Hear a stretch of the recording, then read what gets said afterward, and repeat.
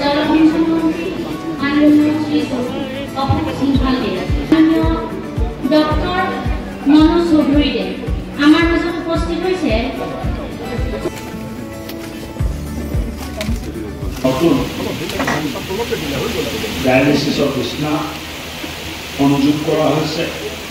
এই কাৰ্যক্ৰমত উপস্থিত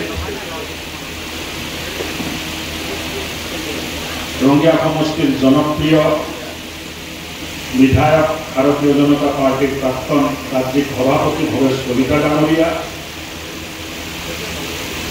আজো সমষ্টিৰ বিধায়িকা সুমন হৰিপ্ৰিয়া ডাঙৰীয়ানী, executive director NHM doctor Manoj Kumar Choudhury ডাঙরিয়া, joint director Kamrup rural doctor Ajit Das ডাঙরিয়া আর ইয়াত উপস্থিত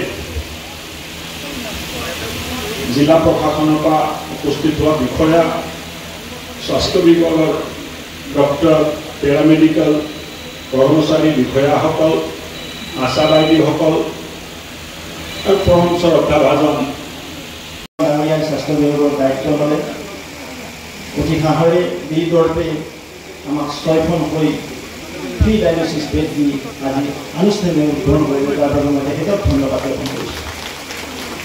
আমি যদি চাওঁ ল'ৰাটোৰ লেটাৰ নম্বৰ পাব লাগে 80 নম্বৰ, ল'ৰাটোৰ মাক পালে 85 নম্বৰ। কিন্তু আইচিইউতকৈও ডায়ালিচিছটো বেছি প্ৰয়োজন in case of health issue. যিটো পেচেণ্ট যিটো নেফ্ৰ কেঞ্চাৰ, ইয়াৰ পৰা GMCলৈ যায় বাট পৰি যাবলৈ টকা পইচা বহুত খৰচ হয়। 1 নম্বৰ নিমৰ গৈ তাতো নাপায়, ডায়ালিচিছটো কৰিব নোৱাৰে, টকা পইচাও নাপায়। কিন্তু স্বাস্থ্য বিভাগৰ দিছিলে আৰু আজি স্বাস্থ্য বিভাগে আৰু 6খন বৃদ্ধি কৰিলে। সন্মানীয় মন্ত্ৰী মহোদয় অশোক সিংহল ডাঙৰীয়াক আমি ধন্যবাদ জনাইছোঁ। তেখেতৰ বলিষ্ঠ নেতৃত্বত এনেদৰে আমি 6 এক্সটেনশ্যন কৰিবলৈ সক্ষম হ'লোঁ আৰু টোটেল 11 হ'ল। 11 × 3 33, অৰ্থাৎ আমি প্ৰায় 100 পেচেণ্টক এতিয়া পাৰ ডে ডায়ালিচিছ কৰাৰ কাৰণে ৰঙিয়াত এটা পৰিৱেশ ৰচনা হ'ল। লগতে আমি যিখন চিভিল হস্পিটেল আছে এইখন ডিষ্ট্ৰিক্ট হস্পিটেললৈ ৰূপান্তৰৰ কাৰণে মাননীয় মুখ্যমন্ত্ৰী মহোদয়ৰ যথেষ্ট আশা আছে। ইতিমধ্যে তেখেতে DPR বনাব দিছে। আজি আমাৰ সন্মানীয় বিভাগৰ মন্ত্ৰী ডাঙৰীয়া এইটো কৈছে, মই প্ৰায় আত্মস্থায়ী কৰিম যে 100 বেডৰ এখন চিভিল হস্পিটেল বনোৱাৰ কাৰণে মই তাৰ বাবে তেখেতক ধন্যবাদ দিছোঁ। আশা কৰিছোঁ এই কামখিনি অতি সোনকালে হ'লে আৰু ৰাইজ উপলব্ধ হ'ব স্বাস্থ্য সেৱাৰ পৰা। মই তাৰ কাৰণে তেখেতক ধন্যবাদ জনাইছোঁ, বিভাগক ধন্যবাদ জনাইছোঁ।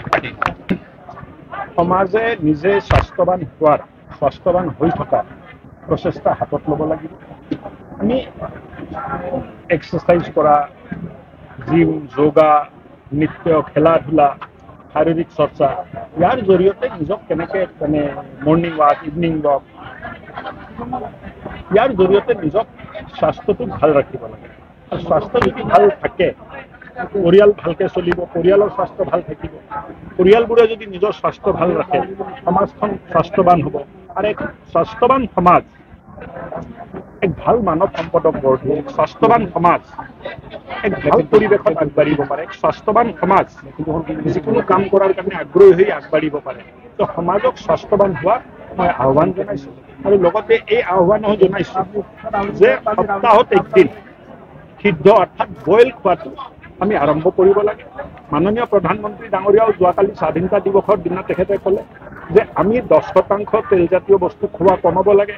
আমি যিটো ব্যৱহাৰ কৰোঁ, তেল ব্যৱহাৰ কৰি আছোঁ, এই তেলৰ ব্যৱহাৰটো আমি 10% কমাব লাগে।